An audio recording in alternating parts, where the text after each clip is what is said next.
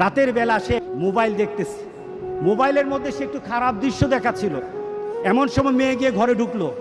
মেয়ে ঘরে ঢুকে দেখলো বাবা তার মোবাইলের মধ্যে খারাপ দৃশ্য দেখছে, মেয়ে দেখে ফেললো। মেয়ে তখন বাবাকে বলল, একটা শব্দ বলেছে, লজ্জা করে না বাবা? মেয়েটা ঘরে চলে গেল। সেই বাবা যন্ত্রণায় ভুগতে আরম্ভ করলো, আরে আমার মেয়ে দেখে ফেললো, আমার মেয়ে কি কথাটা বলেছে, লজ্জা করে না বাবা?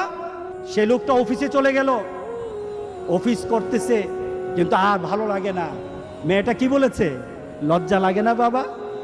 কিন্তু মেয়েটার যন্ত্রণায় সে হার্ট ফিল করলো। মেয়েটা এরপরে মারা গেল।